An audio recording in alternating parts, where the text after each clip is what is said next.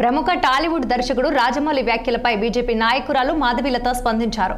తనకు దేవుడిపై నమ్మకం లేదంటూ రాజమౌళి చేసిన కామెంట్స్ కు ఆమె కౌంటర్ ఇచ్చారు.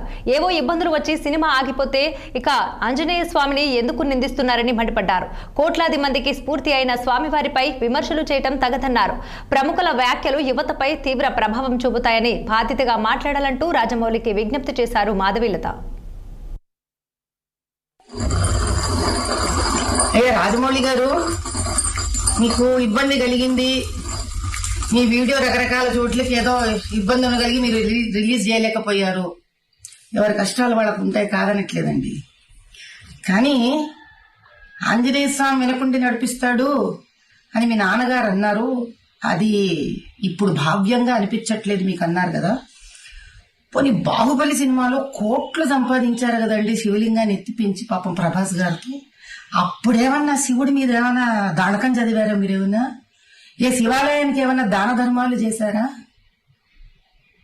ఆ రోజు చేసింది లేదు, ఈ రోజు తిట్టుకోవడం ఎందుకండి ఆంజనేయ స్వామిని చెప్పండి. కుల వృత్తిలో వ్యక్తులు అంటే కుమ్మరివాడు ఆ కుమ్మరి వస్తువులని, కంసాలివాడు తన కంసాలి వస్తువుని, డాక్టర్ తాను సర్జరీలో వాడే సర్జరీ వస్తువులని వీటిలన్నిటినీ దైవంగా భావిస్తారండి. భగవంతుడు డబ్బు సంపాదనకి వాడుకోండి, కాదనట్లేదు.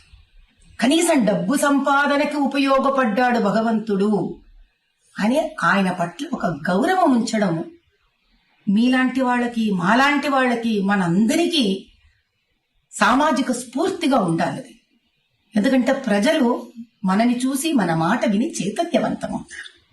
అంత బేలలాగా మీరు ఎవరో ఏదో షాట్లు మీకు కొట్టేశారు కాబట్టి మీకు ఆంజనేయ స్వామి వెనక లేడని మీరు భావించడం, ఆ తర్వాత వెంటనే సమస్య తీరిపోగానే చిన్నపిల్లలాగా వేసేసుకోవడం,